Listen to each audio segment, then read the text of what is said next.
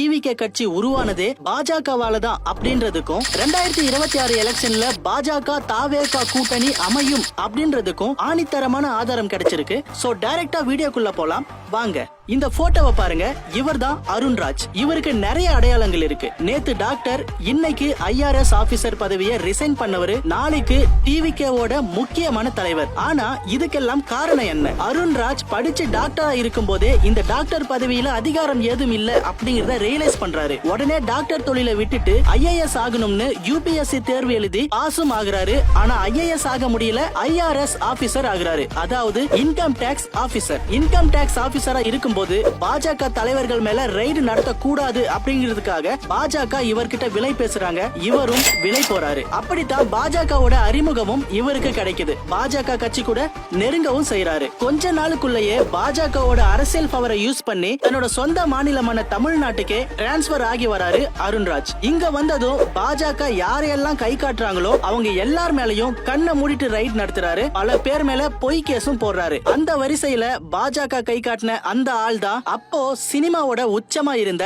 விஜய். சரியா 2020 வருஷம் பிப்ரவரி மாசம் நெய்வேலியில மாஸ்டர் படம் ஷூட்டிங் நடந்துட்டு இருக்கும்போது அருண்ராஜ் தலைமையில விஜய் மேல இன்கம் டாக்ஸ் ரைடு நடக்குது. அந்த இடத்துல விஜய் பண்ண ஒரு தப்பு தான் இன்னைக்கு விஜயோட அரசியல் வாழ்க்கைய தலைகீழா மாத்திருக்கு. அந்த இன்கம் டாக்ஸ் ரைட்ல இருந்து தப்பிக்கிறதுக்கு தான் மேல ரைட் பண்ண வந்த அருண்ராஜ் கிட்டயே உதவி கேட்கிறாரு விஜய். அங்கதான் விஜய்க்கும் அருண்ராஜுக்கும் முறையா அறிமுகமாகுது. அந்த நிமிஷமே அருண்ராஜ் பாஜக தலைமை கிட்ட பேசி விஜய்க்கு ஹெல்ப்பும் பண்றாரு. விஜய் மேல நடந்த இன்கம் டாக்ஸ் ரைடும் எந்த முடிவும் இல்லாம அப்படியே கைவிடப்படுது. ஆனா வெளி உலகத்துக்கு நியூஸ் சேனல் காட்டினது ஒன்னே ஒண்ணுதான், விஜய் மீது வருமான வரித்துறை சோதனை.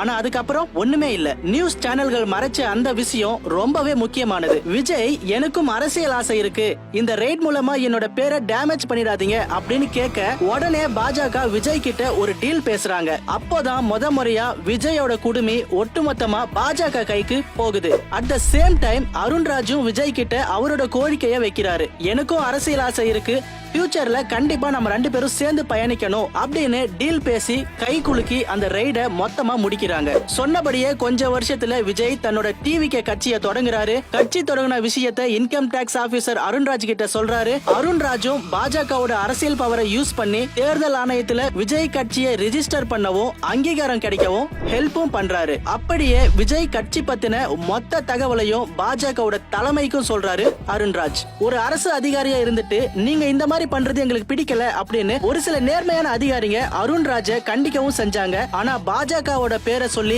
எல்லா இடத்துலயும் அருண்ராஜ் தப்பிக்கிறாரு. அதிகாரிகளை எதிர்த்து இவ்வளவு பெரிய உதவி பண்ணதாலதான் விஜய்க்கும் அருண்ராஜுக்கும் நட்பு இன்னுமே பலமாகுது. இப்போதான் பாஜக தன்னோட நேரத்தை மிக சரியா பயன்படுத்துறாங்க. விஜய் கட்சி ஆரம்பிச்சு தமிழ்நாட்டோட ஒரு பிரதான கட்சியா பேச்சு வந்ததுக்கு அப்புறம் விஜய் கூட பாஜக கூட்டணி வைக்க திட்டம் போடுறாங்க. அதை ரொம்பவே வெளிப்படையாவும் பண்ணாம முதல்ல பாஜக அருண்ராஜ ஏவி விடுறாங்க. சோ 2026 எலெக்ஷன்ல பாஜக டிவிகே கூட்டணி சுமூகமா முடியறதுக்காக அருண்ராஜ் தன்னோட இன்கம் டாக்ஸ் ஆபீசர் பதவியை ரிசைன் பண்ணிட்டு டிவிகேல சேர போறதா விஜய் கிட்ட சொல்றாரு. ஆனா அருண்ராஜ் கேக்குறது சாதாரண பதவி கிடையாது. விஜய்க்கு அடுத்தபடியா என்ன பதவி இருக்கோ அந்த பதவி எனக்கு வேணும் அப்படின்னு கேக்குறாரு அருண்ராஜ். இதனால ஃபியூச்சர்ல கண்டிப்பா புஷி ஆனந்தோட பதவிக்கு ஆபத்து வரலாம். இப்போ பாஜகவோட முழு கைகூலியா இருக்க அருண்ராஜ் டிவிகேல விஜய்க்கு அடுத்தபடியா இருக்க பதவியில இருக்க போறாரு. தாவேகா கட்சி மொத்தமா பிஜேபி கண்ட்ரோலுக்கு போக போகுது. இப்படிதான் 2026 எலெக்ஷன்ல பாஜக கூட டிவிகே கூட்டணி வைக்கிறதும் 100% உறுதி செய்யப்பட்டிருக்கு.